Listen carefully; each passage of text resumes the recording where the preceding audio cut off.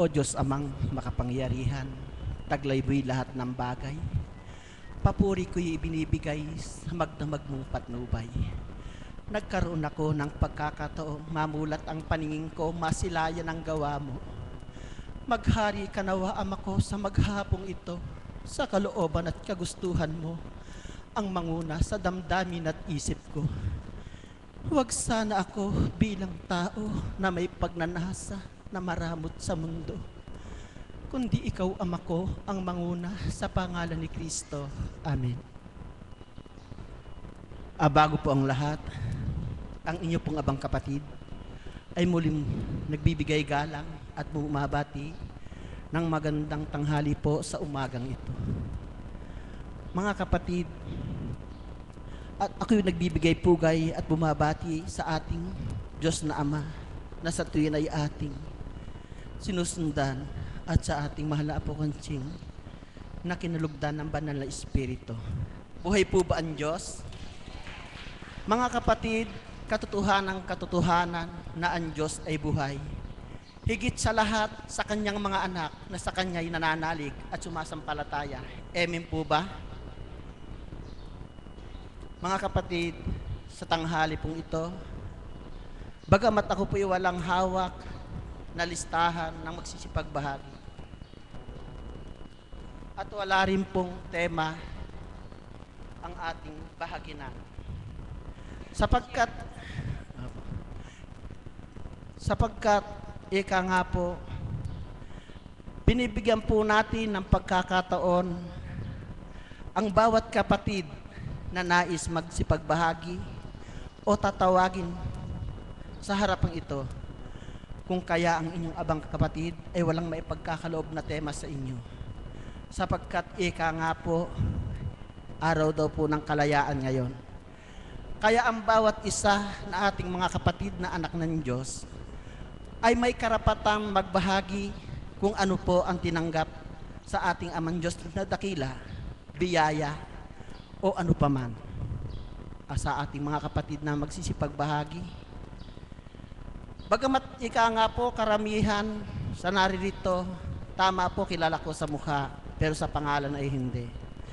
Subalit, bago po ang lahat, pasalubungan po natin ng isang masigabong palakpakan ang ating Panginoon Diyos para sa ating mga kapatid na mga taga Valenzuela. Mga kapatid, ang una kong lalapitan upang tumindig sa ating harapan, dilit walat iba kundi po ang ating kapatid na isa rin po sa mga taga Valenzuela na sa ngayon nga po ang chapter ng Valenzuela ay nagdidiwang po ng 2 taon na anibersaryo na napabilang sa kapatiran Divine Mercy. Bagamat hindi ko po tuwirang kilala at alam po ang pangalan, subalit siya po ay malugod kong lalapitan upang tumindig sa ating harapan. Mahal.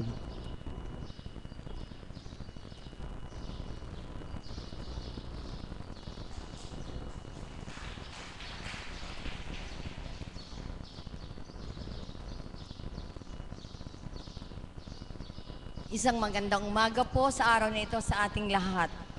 At nawa ang araw na ito, hanggang tayo narito, hanggang sa pagawin natin sa bahay, sa ating mga sariling tahanan, ay puspos ng galak ang ating mga puso. Tanggapin na natin na tayo ay magaling na, ating espiritu, ang ating physical at pangangatawan. Parang kailan lang kami mga taga Valenzuela nung mapunta dito, 2 lang kami, sunod naging 3. Ngayon po, marami na po kami, 2 sasakyan na po kami ngayon.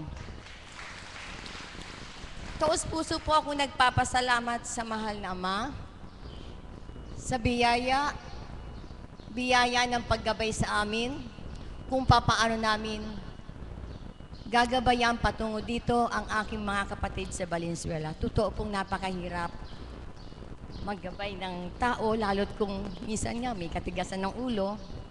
Totoo pong mahirap. Pero, pag ikaw po ay nasa Espiritong Banal na, napakagaang na po pag ikaw ay nangusap sa isang tao. Nung ako po'y mapunta dito, unang hawak ko po ng mic sa eskwelahan po, hindi ako mahawak ng mic, ayoko. Buti pa, ballpen chalk. Hawakan ko. Wag lang po talaga itong mic. Ninenervous po kasi talaga ako. Dito po ako natuto, nung humawak ng mic, natutong ipahayag ko ang aking damdamin. Sapagkat, sa totoo po, sa pagpasok ko pa lang dito, yung unang araw, ganitong petsa, June 12, nakadama na po ako ng isang bagay na totoong tinawagan po ako ng mahal na Ama upang ipakita ang lugar na ito at aking sabihin sa mga taga Valenzuela. Kami po sa Valenzuela ay merong iba't ibang karamdaman. Iba-ibang aming karamdaman. May mga karamdaman kami, kamukha ng aming kapatid na si Shasha, na nandito, nakatira siya dito. Hindi po biro ang kanyang karamdaman. Ang aking asawa na halos pangatlong buhay na ngayon. Ako po ay may tumor sa leeg. Kami po ay tatlong magkakapatid na may tumor sa leeg. Iniwanan na po ako ng dalawa. Matibay po ako. At ako ang pinakamatanda, ako ang natira. Salamat sa mahal na Ama. At sa aming kapatid na si Marin Sedeng, marami pong naganap sa kanyang buhay na nagpatotoo ang Espiritong Banal ay buhay na buhay sa lugar na ito. Lahat po kami ay nagkaroon ng kagalingan. Kahit po ang mga lalaking kasama namin, nahihiya lang po sila magsalita. Kasi hindi kamukha ko na medyo natuto na. Sila, bawat isa po sa kanila ay may mga karanasan na natanggap dito, natagpuan dito, kagalingan, kalutasan na anumang uri ng problema. Pumupunta kami dito, lahat ng aming tungkulin sa tuwing araw ng Sabado, nilagyan na namin, isinarado na namin ang araw ng Sabado sa lahat ng taong nakapaligid sa aming iniwanan. Ang araw ng Sabado, itinaan na namin dito sa Candaba, Pampanga, sa Divine Mercy, kay Apo Kunching na kinalugdan ng Espiritong Banal. Kaya marahil nakita nyo, tuwing Sabado, narito kami. Hindi po kami nag-a-absent. Pagdating po ng Huwebes, Biyernes, kulang na lang po. Hilahin na namin araw, magsabado na. Nagte-text na po kami, sino sasama sa inyo? Aalis akong ganito, sino susunduin ko? Lalakad ako. Sino sasama? Sinusundo ko po yan isa-isa sa bahay nila, hinahatid ko isa-isa sa bahay nila. Gustuhan ko lang pong makarating kami rito. Ako po ay dating taga Valenzuela.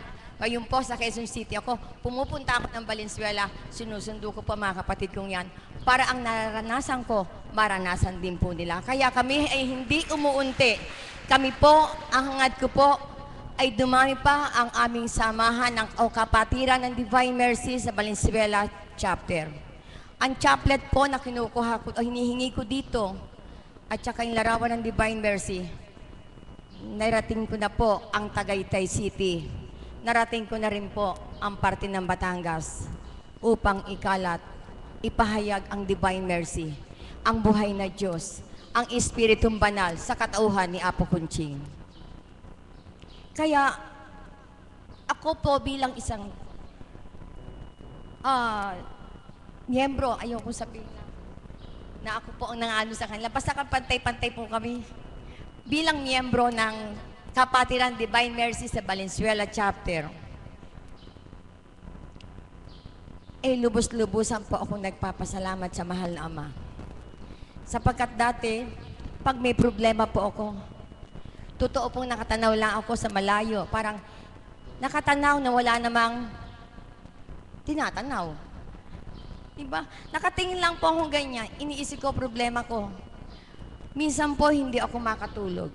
Ngayon po, nagagalit na po asawa ko dahil hindi po ako magising, tulog na tulog po ako. Kahit anong laki po ng problema, tulog po ako basta't ako po ay nakapag-chaplet ng Divine Mercy. Minsan po nagigising ako na siya mag-isa nagcha-chaplet. Nauna pa po sa akin ngayon siya. At dati pag may problema sa eskwelahan, talagang ang tapang ko po. Tawag nga po sa akin Hindi Leonore. Leon. Tigre. Mrs. Marshall. Lahat na po kinapit sa akin ng estudyante ko nung araw. Pero ngayon, na matuntong po ako sa Divine Mercy, na mabuksan po ang isipan ko, na mabuksan po ang puso ko sa mga ipinahayag ng mahal na Ama sa pamagitan ni Apo Kunching, ang taong kinalugdan ng ibaranal na Espiritu. Marami pong nagulat sa eskwelahan namin. Kung kailan daw po ako magre-retiro na, saka daw po ako bumait. Sabi po nila, abait ka ngayon, ma'am. Dati, sabihin mo, hindi po ako marunong umingiti ng araw. Ngayon po, numingiti na po ako.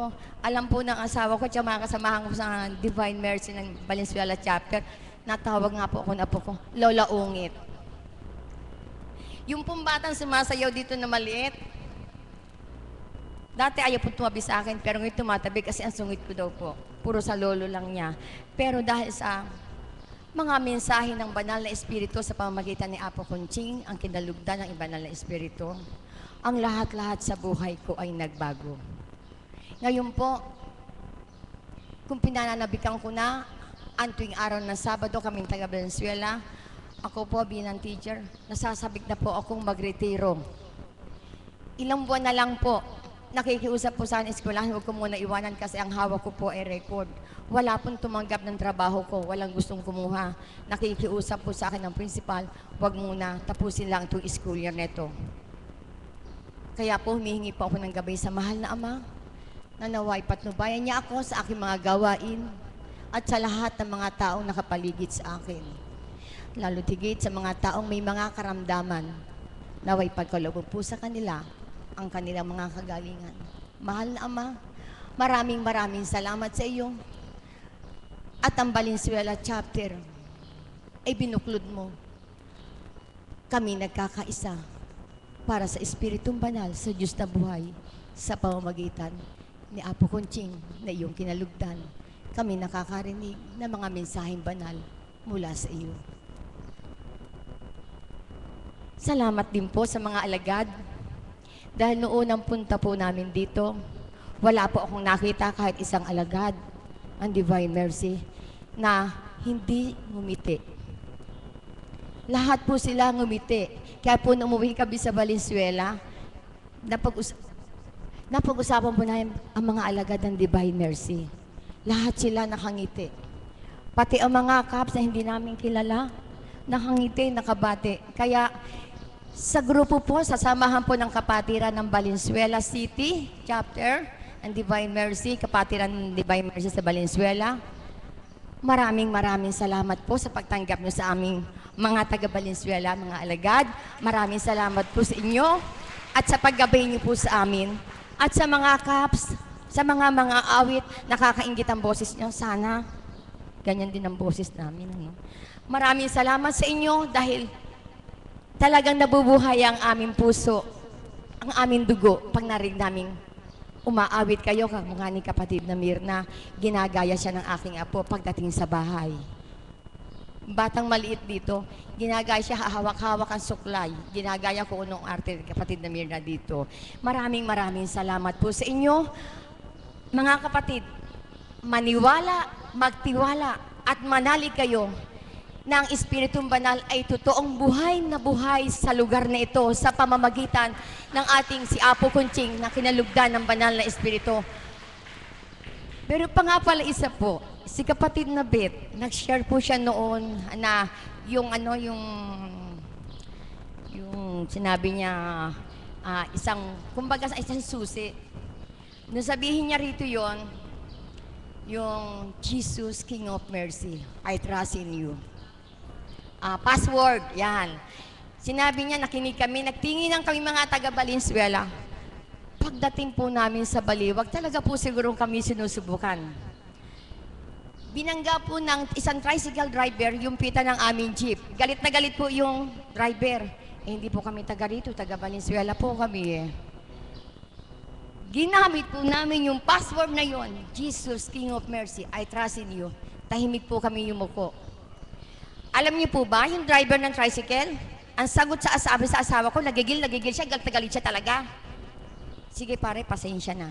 Siya ang humingi ng pasensya. Hindi ba totoong ang Diyos ay buhay sa lugar na ito? Ang Diyos ay nakasubaybay sa ating buhay.